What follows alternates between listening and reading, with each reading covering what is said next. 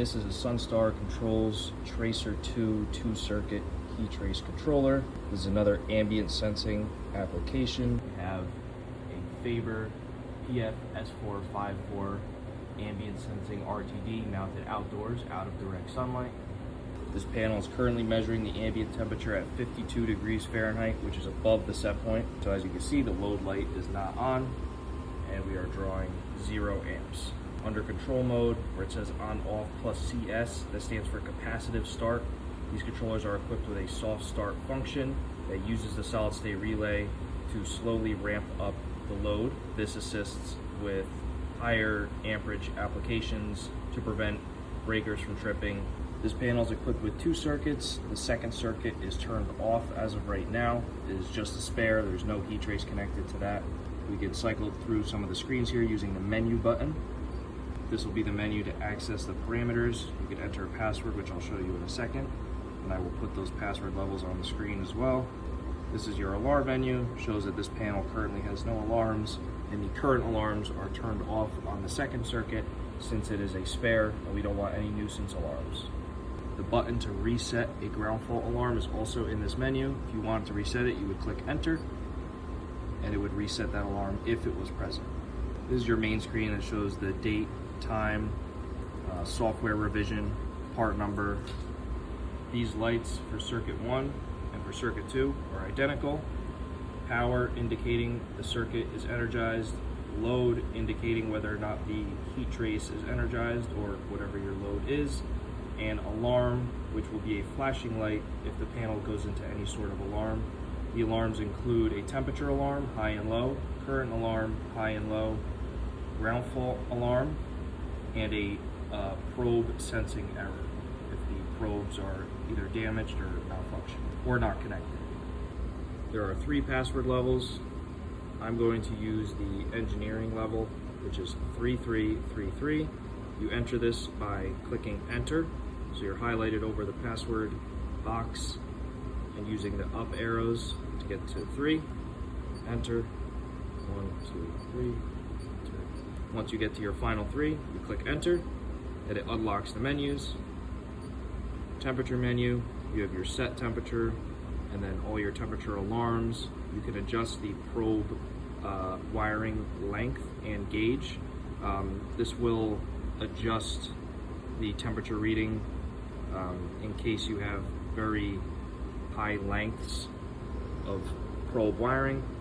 Next screen is just for the second circuit. You can read that at the top here. It displays which circuit you are editing. You can click menu to exit, or if you're in the temperature menu, you can use the right arrow, go over to exit and click enter. Current menu, you can set your low and high current alarms. We set the high current alarm based on the breaker size and the low current alarm based on the nominal load that we see it drawing. And then you have your ground fault alarm and latch parameters.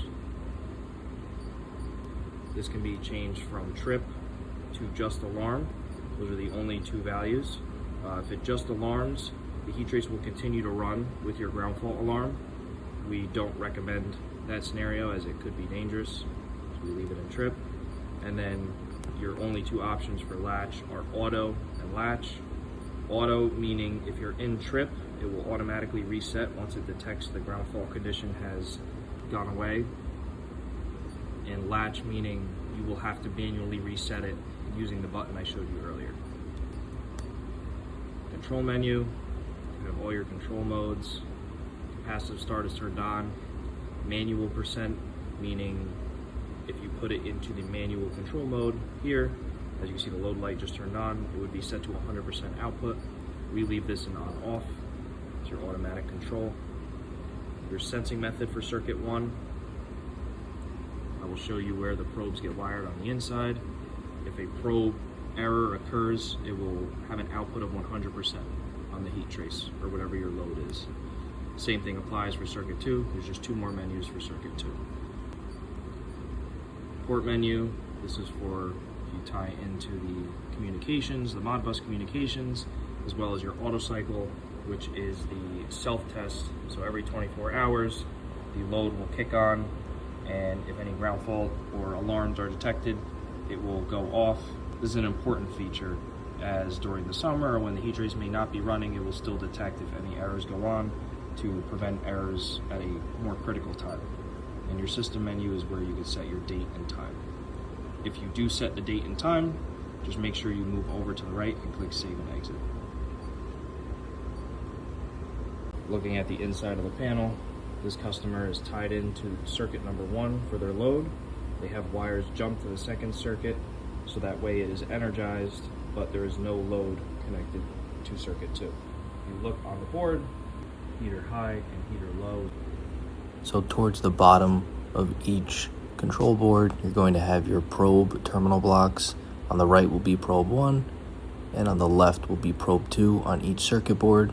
On the left side of those boards are also your AC and DC alarm relays, and on the right side are the larger green power terminal blocks for your supply power and load wiring going out to the heat trace.